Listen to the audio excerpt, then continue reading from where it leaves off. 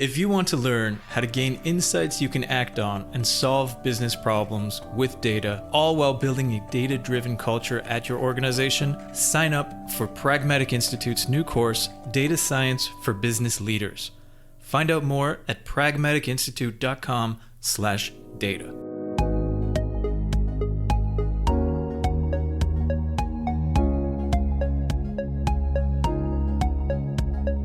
Welcome to Data Chats. I'm your host, Chris Richardson, and I'm thrilled today to be speaking with Ben Jones. He is the co-founder and CEO of Data Literacy, and I found him by reading as much as I could about data and stumbling upon his book, Avoiding Data Pitfalls, How to Steer Clear of Common Blunders When Working with Data and Presenting Analysis and Visualizations, which I just found so helpful. I sent him a message and he has graciously agreed to speak with me today. So first off, Ben, thank you very much.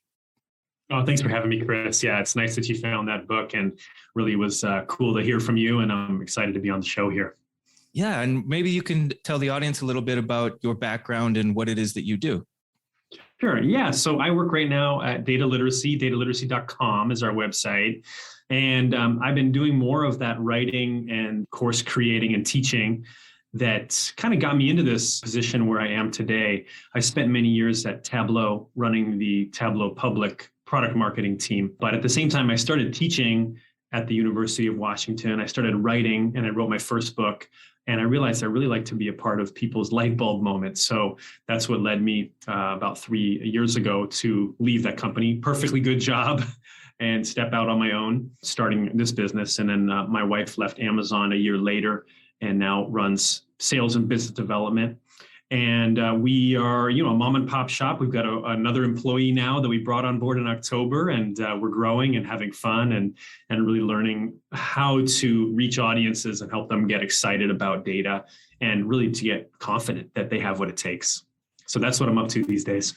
Yeah, and that's a perfect segue into some of the things I want to ask you about, because let's say for people in the business world and diverse organizations who know that data is where it's at, we need to be data driven.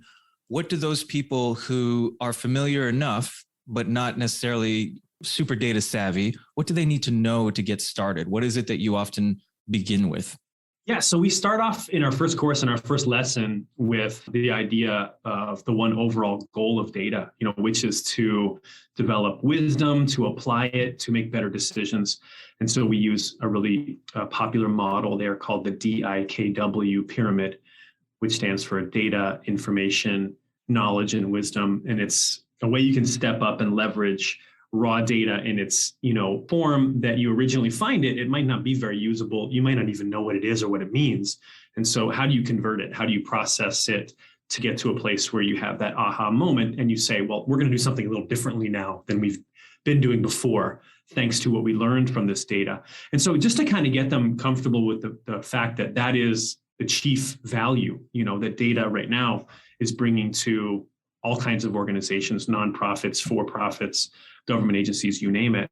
And so once they really get comfortable with that, they can get excited about that and they can realize that, there's a reason to dive in and go further than maybe they've gone before. So that's where we start. From there, actually, the second lesson, I won't go through all of them, but the second lesson is a little bit of a myth buster because we tell them that their intuition still matters. And so there's this common misconception out there that, data kind of replaces our gut feel, and we don't believe that at all. We like to teach the system 1, system 2 thinking, this dual process theory that's come out right now. And you can read all about it in Danny Kahneman's book, Thinking Fast and Slow, if you're interested in it. But, there's a good reason for us to figure out how to combine analytical approaches and intuitive approaches. And so we help them maybe that's a relief to them to hear that all my experience and the things that I feel are true are part of the conversation as well, and can actually be very helpful because while they're not perfect and they're very flawed as well, they can also point to and help us uncover maybe issues with the data because it's not perfect either. So it's a matter of bringing both of those sides of ourselves to the equation, to the table, so to speak. So that's where we start, and I think that those are important lessons for people to get through as they seek to, step forward and build a good foundation for themselves. Yeah. And that makes me think a lot of the people I've been talking to as I'm helping at Pragmatic create some courses, particularly designed around data and using it to its full potential. I think a lot of people in the product space, they have a deep knowledge of the market that they're in. That's what they do. Product managers in particular, product marketers, they know their markets, but they don't necessarily know the intricacies of the data world. And so I think it does come probably as a relief that market knowledge is not to be overtaken now by data. How do you start to integrate those? Is there a way of thinking about it? I would imagine it's specific to different situations, but knowing a lot about your market and then knowing that you want to use data to help you make decisions, how do you start to think about mixing those two elements? Yeah, so it's sort of like the idea of combining both halves of our brain, left brain, right brain, although I don't think it's necessarily so spatially organized like that. The brain is a little bit more messy in the sense that a lot of these different structures of our brain are involved with all these different types of thinking. So, but in a practical way, it's about the questions we ask. It's about what we notice and how we go about processing both our own insights as well as those we're gleaning from data, and really being open to being wrong, being open to also the fact that your data might be as perfect as you may have assumed it might be up front. So it's the mindset, I think, is a starting point, but it's more than that, because then we have to actually put in place a process. And that's actually the book I'm working on right now, is a tool agnostic framework to kind of go through all the steps. What are the ways in which we come up with observations and questions, and from there, how do we maybe develop even a simple guess or even maybe a more sophisticated hypothesis? We have to gather data next, find out if it's relevant, maybe even profile it or explore its contours to see, what sort of data we're working with. And then, step through the process of preparing it for analysis, a lot of technical work there, pivoting joins and unions, and actually rolling up our sleeves now and working with these tables, right? And getting them into shape and doing the analysis itself. I'm a big believer in visualization as a key part of this process. It really brings it to life. We really see the data come to life in front of our eyes when we put it into charts and graphs and even dashboards. And that can really be a shortcut for us to finding out what is in there, and having conversations with others as well as we pivot from learning something from a chart to then maybe communicating it to someone else, and trying to actually ask ourselves, well, what is the way to make this come to life for them? And so this is where I think a lot of the industry knowledge and the experience comes in, because why it matters. You understand the context. You're able to combine that with anecdotes and statistics and bringing those two together. Because at the end of the day, sometimes those statistics themselves are hard to connect with. Maybe someone isn't as familiar with your product as you are, or these types of users and what they're trying to accomplish.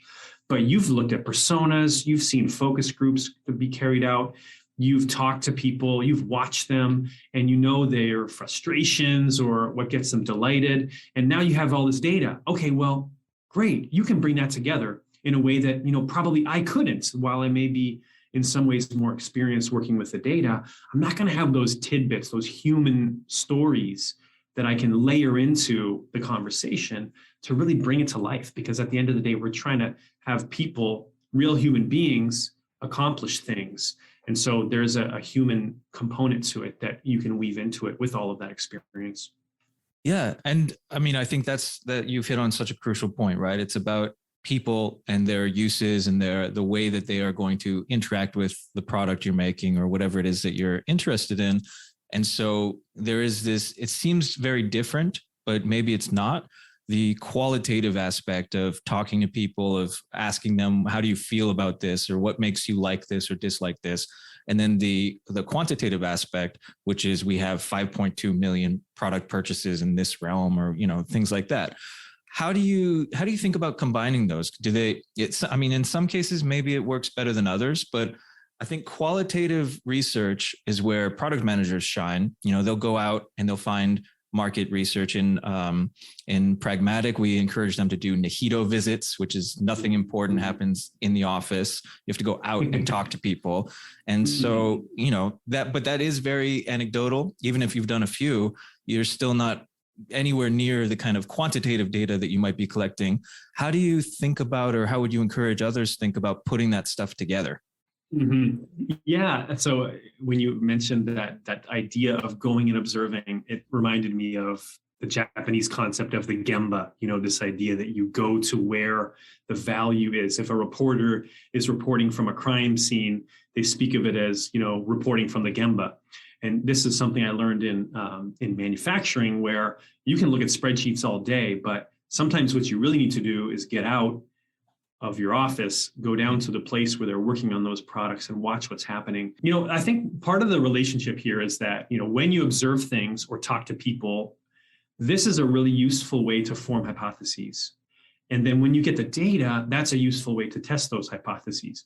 And then it can be circular, right? Where you can actually, and hopefully it's a virtuous cycle where you're growing in wisdom all along the way. But I feel like, induction, that's where we see individual things happening and we go, oh, wow, look at that. There's an observation.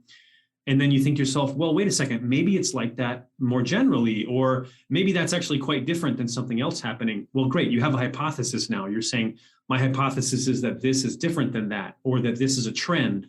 Okay, well, you can now construct some kind of data collection activity or an experiment around that theory you're pulling together in your mind, and you can see if you're right or not. And then, that might lead to, as you look at the data, even more hypotheses being generated. But that process of now collecting the data, running the analysis, and then from there, deducing what else might come out of it. This can be just, really sort of two engines firing, and they can work so well together. And what I also learned kind of related to this is from the journalists I worked with when I ran the Tableau public platform.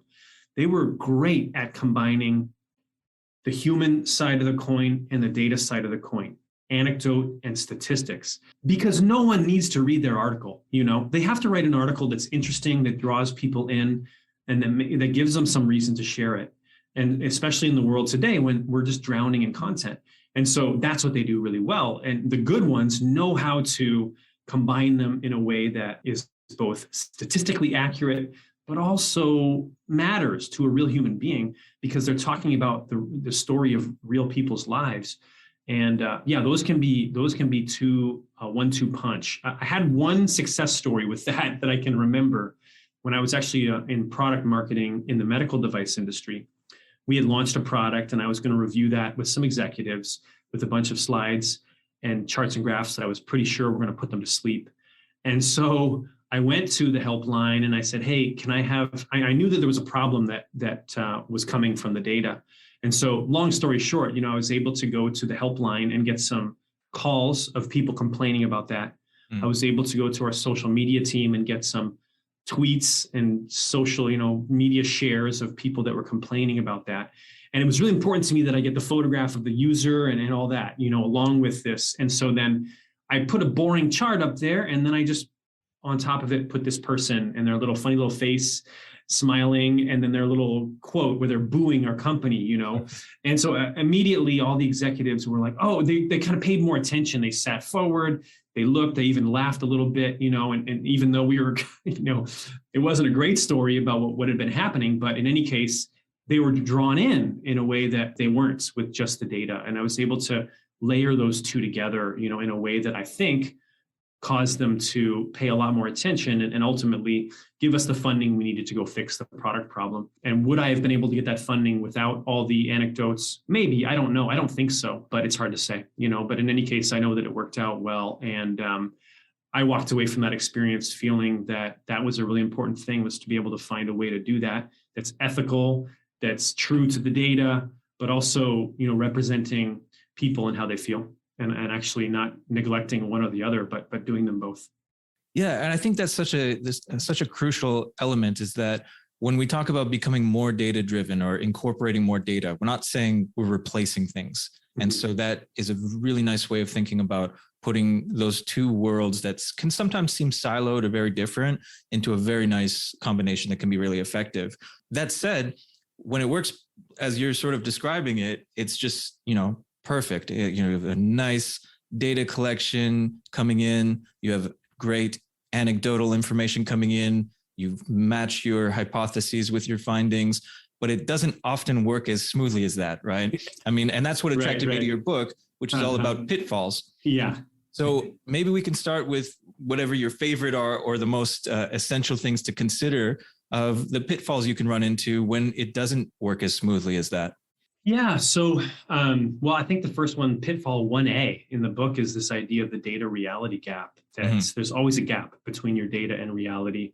I learned this as a mechanical design engineer coming out of college in 2000 when it came to measuring parts coming in from the vendor in incoming inspection, or building something in a prototype in the lab, or even in production. The data that we were working with wasn't always a perfect, in fact, it was really never a perfect reflection of reality. There's always some gap there. And so it's just interesting, though, that I've noticed that myself, as well as others I've worked with, we kind of tend to forget that. And we assume that the data is purely objective, totally unbiased, even though even saying that, of course, sounds ridiculous, but it's just the way we think about it. Mm-hmm. We don't challenge it. There's a truthiness, as we say, that seems to go along with these tables of numbers. When the reality is, every measurement system has various sources of noise and error. People get things wrong all the time, and processing data can be a tricky thing, and it can lead to all sorts of inconsistencies and inaccuracies. So, just remembering that, I think, is an important way to avoid a very common pitfall. The time that this really became so painfully obvious to me was when I was presenting to a group of people at this luncheon pretty close to a little bridge in I was going to ask you about that. I'm glad you brought that up. Yeah. So this little bridge in Seattle, kind of close to the Tableau offices where I was working at the time. It's a drawbridge, so it goes up and down. I think it's randomly the one that goes up and down the most because it's over 100 years old, but so pretty low, and every sailboat that goes by causes it to need to go up or down. But they have little bicycle counters on it. The city of Seattle wants to encourage bike ridership. And so I just connected to some data set there with the people in the room as I was presenting to them. And, kind of being unprepared, I hadn't looked at the data yet. And so I just put it up on the screen, and we made a simple line chart showing the count of the number of bicycles that had crossed the bridge. And we see this massive spike in the data. It was like twice as many bicycles supposedly had crossed the bridge on one specific day. And so we kind of were all taken aback, and, it was kind of hard not to notice. It's literally was out there like a sore thumb. And so we started having a conversation. Well, what do we think could have caused this? Oh, maybe it was a tournament, or maybe it was a race, or maybe it was a bike to work day, or everybody's throwing out all these ideas. But we didn't know, so we moved on. Then later on in the presentation, this gentleman in the back started raising his hand, and he had his phone in his hand. And he said, I found out why. And I said, oh, that's great. Could you tell us? And he said, well, it turns out that the bicycle counters had a problem with their batteries, and they were overcounting. So there was a glitch. Some bicycle blogger had emailed back and forth with the Department of Transportation, and they told a story about how they changed the batteries and these crazy counts seemed to go away. So they weren't sure, but that was their theory.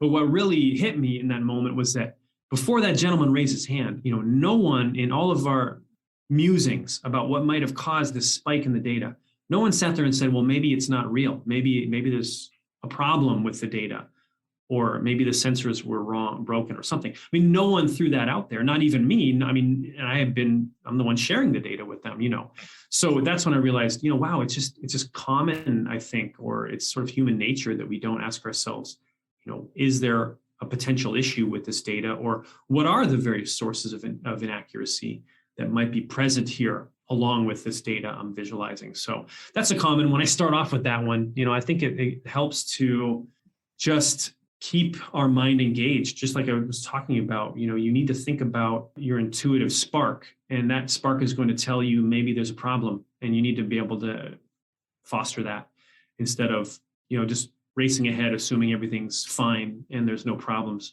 when it's just not reality. Yeah. And there are a lot, of potential pitfalls. What are some of the more common ones that you see, other than that misalignment, which is key, right? Because if if you're counting something that doesn't exist, you know where the problem is, and that's a huge problem. But usually once you have a clear sense of the data being correct, there's still a lot of ways in which we can, we can mess things up, because after all, we are always dealing with humans at some point, right? Right. I think totally. That's the other kind of misconception, is that people, once you bring in data, you're done. It's always going to be clear and simple because it's data. It's no longer human and fallible, but it's clearly not the case. So yeah, what else should people look out for? Well, I think when you say what other ones do we see, I think the ones we see the most often are the visual ones that are reflected in chart choices, that are reflected in decisions people make when they make a chart to communicate something. And maybe they do that in a way that results in something that's very misleading or confusing. Those are the ones usually that you see on Twitter, and everybody loves to pile on and say how bad it is. It started off early in my career with people just basically universally criticizing pie charts, which I don't necessarily believe in. I think they have their place. Maybe it's limited, but there are valid uses for a pie chart in my point of view. And so we went from that simple knee-jerk, that chart type is bad, to maybe a more sophisticated awareness of certain elements. Maybe the pie chart is not showing part to whole data. Maybe we're talking about a situation where there's a lot of classic examples you'll see in the news, where, and I think a good example of this would be, there's a website called Junk Charts, I think it is, by Kaiser Fung. Yeah, so you can see a lot of great examples, not great examples. Horrible examples, yeah. But yeah, so one that you might see a lot as well, if you look at the pie slices, you see, they don't add up to, they add up to the number that's much greater than 100%. And that's probably because it was resulting from a form that said, check all that apply. So, you could pick all the political candidates that you'd be willing to support. And now they turn that into a pie chart. Well, if you try to imagine that, you're going to get pie slices that are much more than 100%. So, again, that's just not an appropriate way to show that data. It's just going to lead to something that's very misleading. There's one also I think about, most people I think who have learned to read and write going from left to right, like with the English language or many other Latin languages, would typically assume that a left to right line is progressing forward in time. It's not always the case, but that tends to be what we generally assume when we see a line.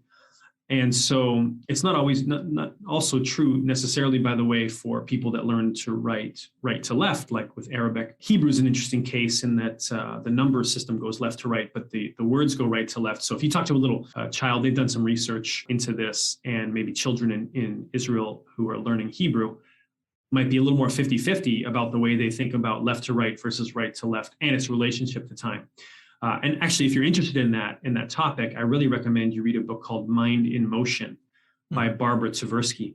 Tversky is the wife of Amos Tversky, who was the partner of Daniel Kahneman, whose name I mentioned earlier, as the author of Thinking Fast and Slow. Well, it turns out Dr. Tversky, Barbara Tversky, professor at Stanford, NYU, I think as well. She's brilliant in her own right and has written what I think is just a fabulous book about the way our brains map time and space and see those visually. And so my point is, I've noticed when in the news, for example, I saw a line chart that showed Asian American hate crimes in Seattle, my hometown, over time. Now, it actually showed the 2020 data on the left, then 2019, 2018, 2017. And when I flash that chart in front of my students and I say, is crime going up or down? They all say down. But you can see if you look a second time that actually it's going up. It's just that the line has been flipped. So those are some examples. When you say, what are some of the pitfalls you see? Those are the ones I see. But then, and working for Tableau as a visual analytics company, I was seeing charts and graphs all the time and starting to get a little more clear in my own mind about what were some of the mechanisms or choices that people were making that might be steering people in the wrong direction. But then it occurred to me one day that there's so many things and ways we process the data before we get to the point where we're making the chart, that just the chart choices and those specific design choices relative to those charts, that's just the tip of the iceberg. I mean, there's so many ways we can fall into analytical pitfalls or processing data in a way that results in many, many different types of errors. And, I can put together a perfectly compliant bar chart that all the viz gurus are going to nod and give their thumbs up. but maybe it's made with completely faulty data, or I don't know, maybe I joined it with another table on the wrong kind of criteria, or who knows? I mean, it's just dizzying when you think of how many problems could have happened before I get to the point where I'm actually making and sharing a chart. And that's what I tried to layer into the book in other places. What are some of the ways we make just analytical blunders, or even just really technical kinds of mistakes in the way we work with data? So, it's a minefield. And so at the one hand, that's scary for people. And I think that unfortunately, that's the reality. And so my philosophy with that book was just to say, well, can I put together at least as much information as I can about the pitfalls I've fallen into myself, such that maybe people will not fall into them as many times as I have. But to err is human. I continue to fall into the same pitfalls I wrote about a few years ago. So, it's inevitable. It's part of the process. And I think on some level, we have to embrace that and just say, well, we're going to keep going forward, learning as we go, sharing what we learned and maybe even what we did right or did wrong. And, hopefully developing, if you think about it, developing an immune system as a species to some of these bugs that are out there, as it relates to processing data. Yeah. And I think that's exactly it, right? We have to accept to start that data inherently comes with potential flaws or potential pitfalls that we have to watch out for. But yeah, what you've just said, I think alone, if that's all you ever heard about data, I think it would scare off a lot of people. Maybe say like, okay, right. no, we don't need to be data driven. I've just heard about all of these pitfalls we can fall into. So obviously people are still embracing it. And it seems a crucial element for any successful organization is to be data driven, to use data, not just instincts or opinions. In pragmatic, there's a saying that your opinion, although interesting, is irrelevant. Bring in the data, right? Bring in the knowledge that you have and explain your sources or what have you. So then if you are somebody who is going to work with a data team or going to engage in a data project, you know that you want to know something. Maybe you have a clear hypothesis, or maybe you just want to know, how can we make more money? How can we sell more product? And that's the starting point, right? What should somebody do? Should they go over all the possible flaws? I mean, it seems pretty daunting to think about all the flaws that could happen and then double check the work that's coming in.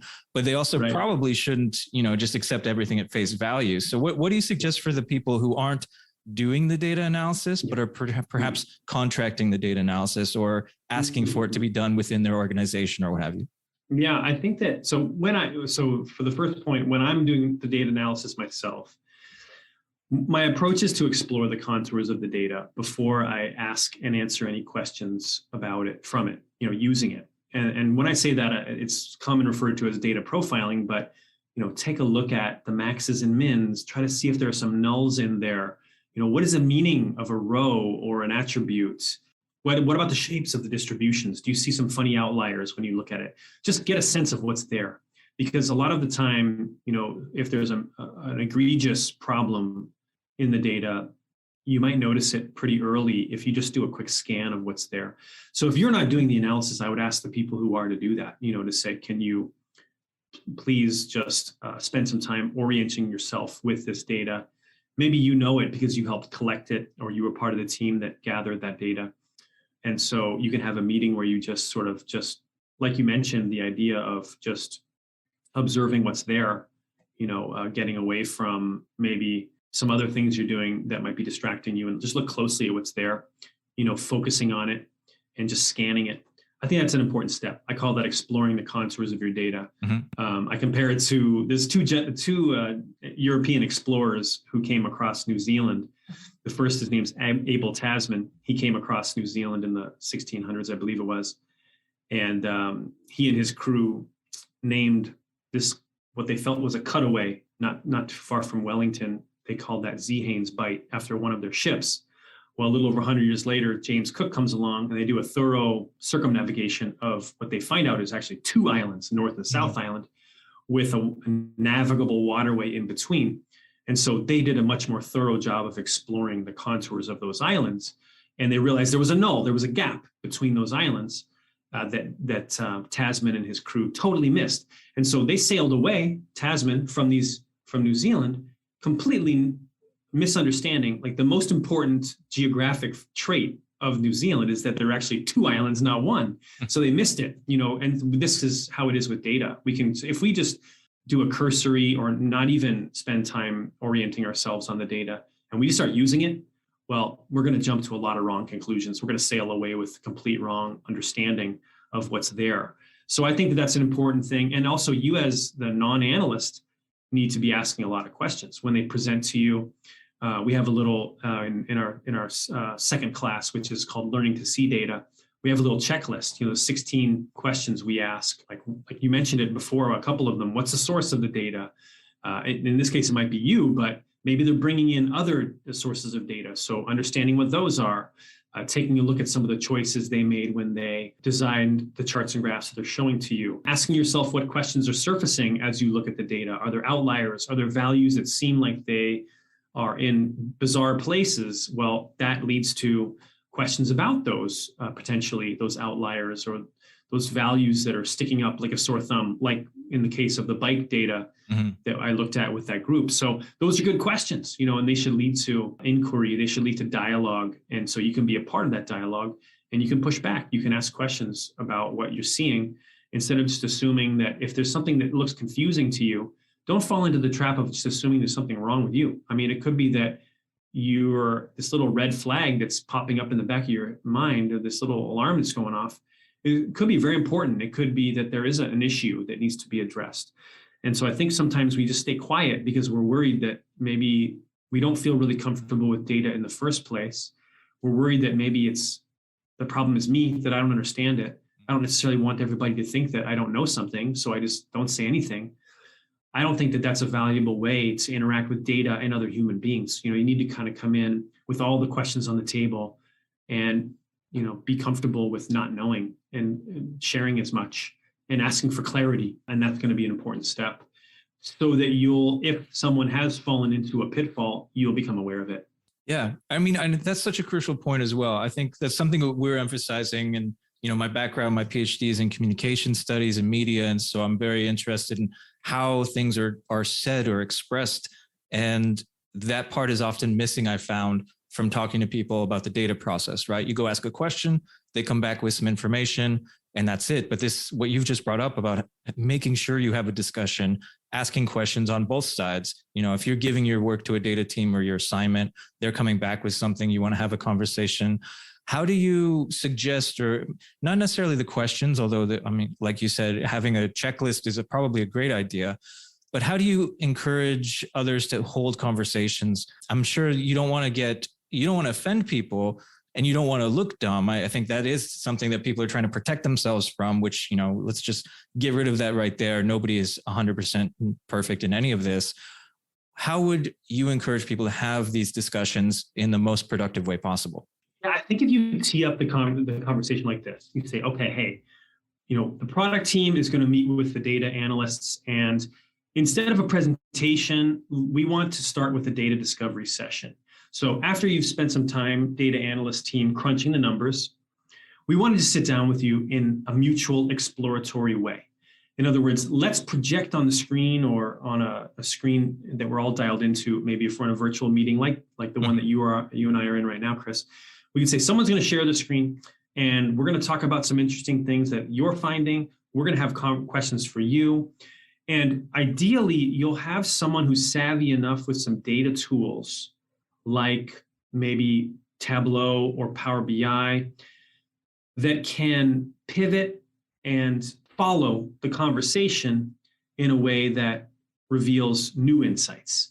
So it cuts down the cycle time because here's what happens. Anytime you look at data, people say, oh, the best thing that can happen is you have the answer to your question. I don't think that's true. The best thing most often for me is I get a brand new question that I didn't have before. And so then what you want to do is close the cycle time between when that question pops up in your head and when you get an answer. So if you have people that are familiar with the subject matter, that's you, someone who's familiar with the data because they've been diving into it, and someone who's a good driver that can navigate, this is a person to control. And you're now facilitating a conversation between those three roles: the subject matter expert, the data expert, and someone who's able to manipulate the data very quickly. And that quickly piece is is essential, that you find a tool that lets you go around this. It's kind of like you're going around a racetrack, so you have to have a good horse. And so that horse has got to be really fast, get you around as many times as possible in the 45 minutes or an hour that you have scheduled with these people that you're partnering with. That to me is how you tee it up. You say, this is a data discovery session. I worked at Tableau for many years. People thought, oh, it's a reporting tool. Oh, it's an analytics tool. Then I learned it's really discussion. So its most powerful usage, and this is true of other visual analytics software as well, is as a dialogue enhancer. So you and I can say, oh, I wonder what about this? And someone can pivot the data. What if you looked at it like this way? What happens if we brought in population into these statistics? If we look at it on a per capita basis, someone says, oh, you have to give me a couple of minutes. I got to go pull some data on population by zip code, but hold on, I know where that is. I'm going to get that. And then, before long, you're okay, here it is. And we're looking at it. Or maybe say, well, we're going to come back to you tomorrow with that specific detail resolved. Not weeks later or months later, when you forgot the question, you don't even remember what it was you cared about back then. Mm-hmm. You have to close the gap quickly between question and answer. Now, I think today we live in a world where, because of the evolution of these tools, that's really possible in a way that wasn't possible when I started my career back in 2000. So I think that is, to me, the most important thing is, and when it's a beautiful thing when it happens well, when you got people that are all on board with that, it's really cool to see how much you can generate just aha moment after aha moment. And you just go from one to the next. In a half an hour, you walk out of the room and you're just blown away at what you've learned, and obviously there's still going to be a list of further questions to follow up. You're not going to get through all of them, but you'll be able to resolve a lot of those important questions right there in the flow. And that's the thing. If you can stay in the flow with people, you got people in the room, you got data in the room, you get the right tools, and you're just creating some amazing insights on the fly. Yeah. That to me is where you really have some powerful experiences with data. Yeah, I love that idea of a sort of symbiosis where it keeps building. You're building off of the data is building off of you, because you can look for more things or ask different questions, and it's very much like a give and take. It's very different, though, than I think in some cases than machine learning or like artificial intelligence programs, where there can be a black box, or no matter how smart you are, unless you are the person designing it, you're not going to understand what happened from I asked this question of data and it spit out this. Is there a different way, or what would you suggest? Because what you've just described sounds like such a great experience, but I'm not sure how it works for the more technical, the more difficult things like machine learning and artificial intelligence. Yeah, so no, it's a great point. I mean, what I described is mostly what I call, at Tableau, we refer to this as the human in the loop of the analytics process. And when you start to talk about unleashing algorithms that are going to automatically run on massive sets of data and not just return insights that you can interact with, but even sometimes just immediately implement them according to some rule that maybe even gets revised over time by the algorithm itself. And so, yeah, in those cases, you are, like I said, unleashing this code on some data set. It is changing the experience potentially of people who are using your product in real time. And so then your interaction with that is almost more based on the reporting of the functionality of that algorithm. Is it achieving its goals? Are there any unintended byproducts that may be not so desirable? And so then, it's more of a review than it is, it's more review than analyze. It's sort of like, at least in my experience, that's what you're doing, is you're taking a look at, say, your recommendation engine and what's it resulting in. And so you're looking at the output, and hopefully there have been some ways that you can build reporting into the functionality of some of these more advanced algorithms that you're creating together as a team. And so then, you're reviewing those algorithms and their performance and their behavior, and that gets back into the analysis process again. So we're similarly doing a mutual data discovery session based on that, and finding which of the myriad ways of fine-tuning this code should we actually proceed, because there are always so many different parameters that you can adjust. Mm-hmm. And so then, you're back into kind of tinkering, and you're back into more of a free form or free flowing analytical process. And you're back in that same process that I've been describing up until now. But yeah, I think it is different, because there is some aspect of utilization of the data that doesn't involve a human in the loop per se. But I think the human is in the loop more as a removed reviewer and adjuster, as opposed to someone who's actually involved with making the decision. Well, you might not be. It might be the code that's making the decision right there in the moment. And thank God, right? Because otherwise you need to employ, I don't know how many people in order to handle the traffic and the load. So there's some value to that. I just also think some of the same pitfalls apply, assuming that all the data coming into this algorithm, this black box, as you called it, is pristine. Those are the sorts of things I think that have, or even unbiased. I mean, this is a big problem, right? Where a lot of the algorithms are creating situations, or let's say perpetuating situations that are unfair for certain individuals in certain groups. And no one's stopped to think about that maybe, or they haven't thought about it in a way that also allowed them to have time as a team to try to remove some of that bias if at all possible. Knowing that you can't perfectly remove it, but at least you can try to hedge it in a bit. So when you get into data ethics that the team should be thinking about. So there's never an end of questions that you can apply to all of these types of approaches, right? Whether it's just pure visualization or reporting or analytics or advanced analytics, or even evaluating the performance of more automated algorithms. So that's my point of view about it. There's always a role for the human in the loop. Hopefully, I don't see that ever changing. It's just a question of how involved are you in the moment when the decision's being made. Yeah, no, that's a great point. I'm thinking also about how so much of the cleanest data that is available, things like zip codes, things like income, police records, or the prison records are very clean in the sense that, they're very specific. All of that is so tied to histories of bias and prejudice that, it's very difficult to use. It's very difficult to find data that doesn't come from, in some sense, a biased environment, right? Well, the biased world created the data. Exactly. So you have to say, okay, well, is there a way we can steer it to a way that's less systemic in its bias? But it might not even be bias. It might just be flat out error. Like I remember kind of cracking up one time when I visualized a data set of 311 calls in New York.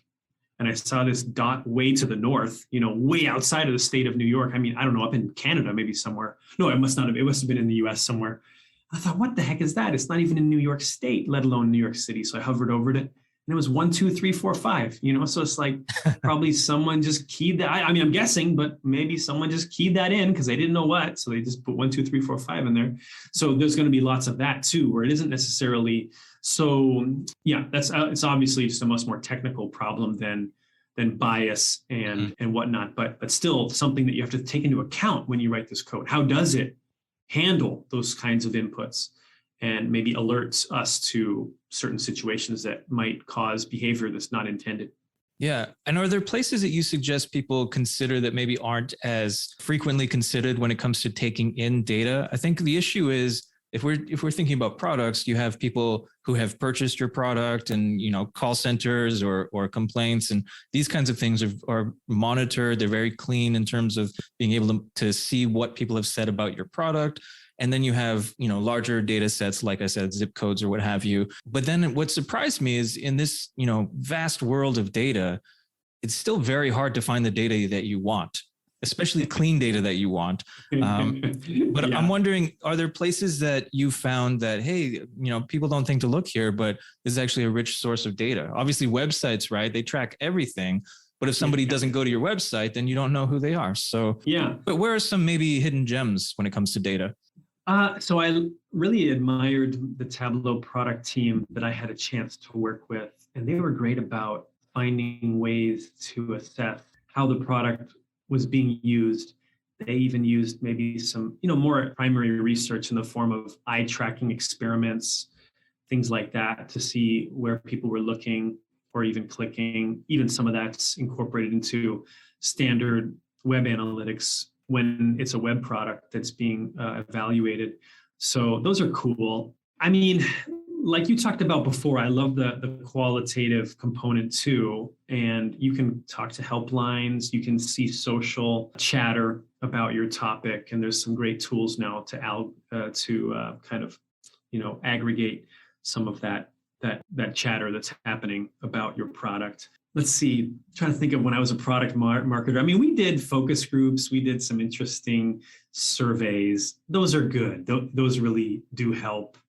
They get you to the place where you can answer very specific questions maybe about it. Yeah, returns, if it's a physical product, those are going to be useful ways to see how is this breaking. Yeah, let's see. I'm trying to think of other examples of when I've kind of come across a treasure trove of data about a product and how it was behaving or whether it was successful or not. Those are, I think, the main ones that I used or at least interacted with in my time in product marketing for BI. I mean, looking at, there was a whole team that was focused on competitive intelligence. So what are your competitors doing differently than you? Well, that's a good, let me ask about that. Yeah. Mm-hmm. So competitive intelligence, right? Also something that comes up a lot. If you're at a certain organization, hopefully everything the organization knows, right? In terms of the data being collected, but you don't know anything necessarily except for what's publicly available, like prices and packages, advertising campaigns. Where, if anywhere, would you go, especially considering the ethical questions you were talking about earlier, right? So short of going in and sneaking in and stealing things, which we would never encourage, how do you find out competitive information? Like, what are the best practices for getting competitors' data, or can you? Yeah, I mean, I think there's some industry sources that are going to put out their packages, and you'll probably have to pay for that, like from Gartner or something like that. They've done an assessment, and we all know the magic quadrants, and they'll give their opinion about some of the different products. And those are usually coming from a combination, I think, of surveys that companies themselves are filling out, as well as feedback they're getting from their users. I think those are useful. I mean, I'm a big believer in if you can, just use your competitors' products. I mean, just really use them. Actually spend time with them yourself. If you're deep in the product space and you want to be so intimately familiar with what you do well versus what they do well, it might help you to try it out and just go through their tutorials and, start to play around with it. When I was at Tableau, I loved, and part of the reason I left is because I love teaching about lots of different products, not just one.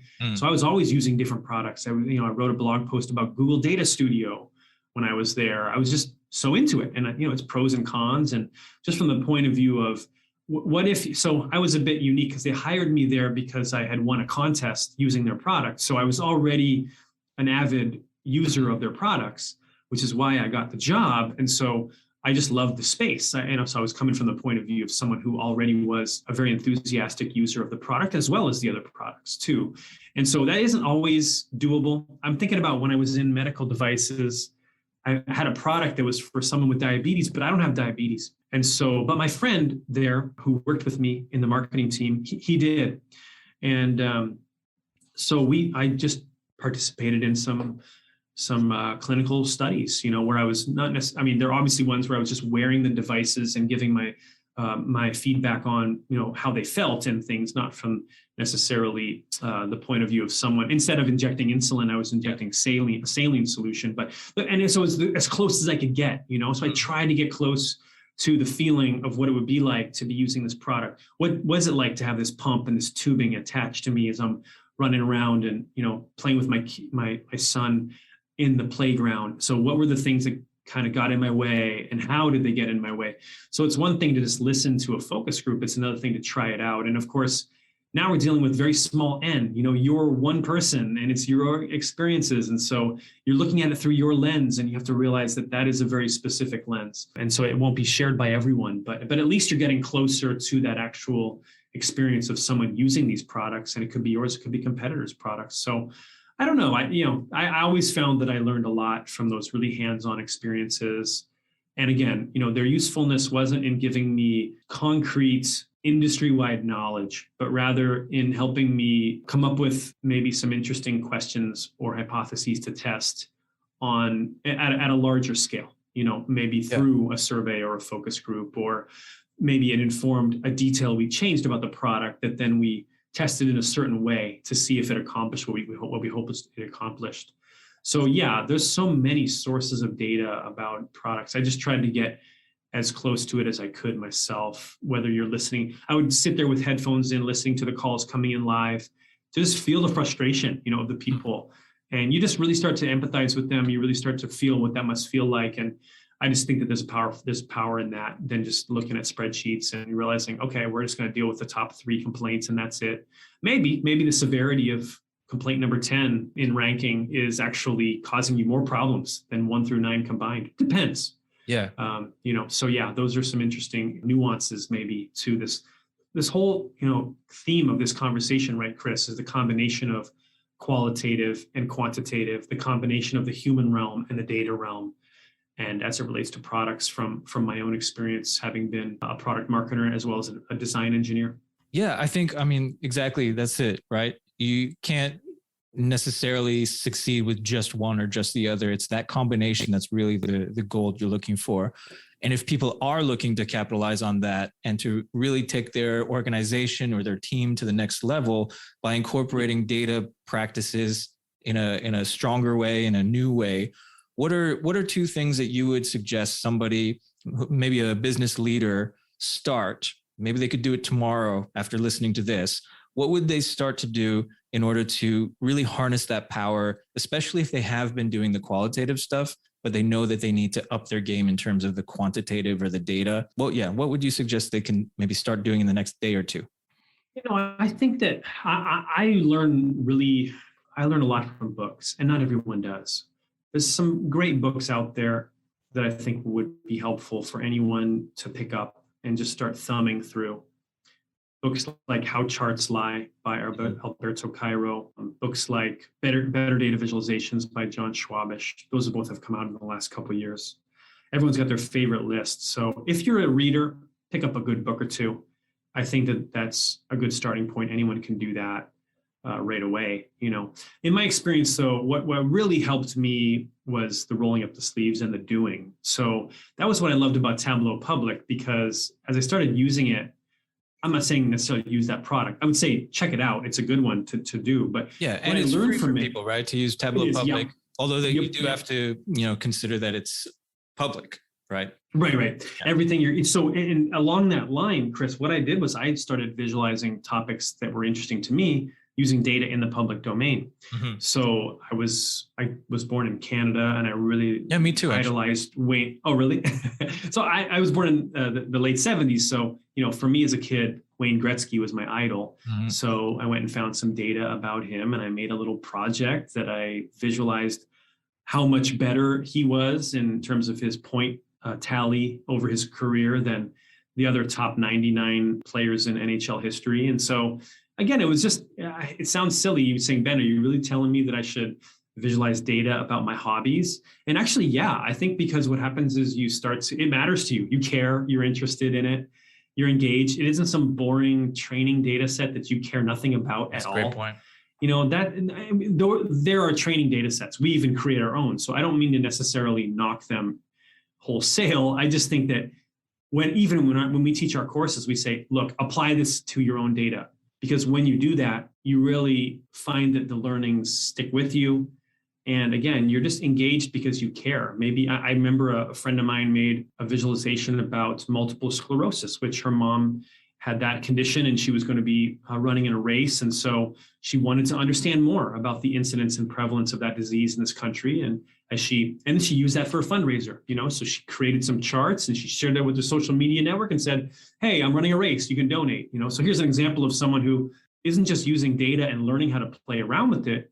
They're using it to support a cause they believe in. I mean, this is really where I think you start to feel that data is for you. It's helping you do something you want to do. And it isn't just some cold training example.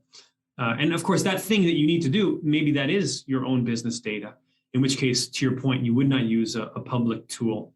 And so maybe you are using one of the ones that's available to you from your employer. But I like that idea of starting simple, with something. So even if your goal is to incorporate your business data, you don't have to do that right away. You can play with, with goals scored or what have you. Exactly, because it's a canvas. It's maybe less pressure. Yeah. And it's maybe even in some ways you might find that you shock yourself because you actually kind of have fun learning something new and making something cool and playing with data that is fun and interesting to you. So I like doing that. Yeah. And so when I teach my students that at University of Washington, First couple, I say, hey, you got to, we call BYOD, right? Bring your own data. I say, here's your assignment. Now you have to go do this with data you find about a topic that's interesting to you. First couple of weeks, they come back and say, Ben, I spent more time finding the data than I did working on it. And I just kind of nod and say, yeah, that's, because it is hard to find clean data about topics you care about. But eventually you find that itself is a skill to be able to locate and find and gather, or even maybe create data about topics that are interesting to you. And so I have them stick with it. By the end of the 10-week term, they spend a lot less time finding relevant data. And that I don't think I could have taught them that by giving them some CSV to download, that might not be about something they care about. Yeah, there's definitely an intrinsic motivation when you're bringing your own data. That's great. Ben, if people want to know more about you or follow you, where would you suggest they look? Yeah, I've been spending more time on LinkedIn these days. So it's just my profile's Ben R. Jones. I had spent a lot more time on Twitter than I have lately, but that's at Data Remixed. And other than that, you'll probably be able to find me on dataliteracy.com and the About page there. You learn about what we're all about, our mission and our vision. So those are 3 great places to go find me. And we'd love to hear from your listeners here, Chris. If there's something that we talked about that was interesting to them, I would love to know about that and, continue the conversation there on any one of those channels. Definitely. And as you said, it's a conversation that is ongoing, whether it's for a specific data project or just this field in general. And I really appreciate you giving me your time today to have a conversation. I hope we can continue it later too. I appreciate you inviting me to the show, Chris. It's been a lot of fun, and hopefully the conversation was interesting to everyone else too. So thanks a lot. Much appreciated.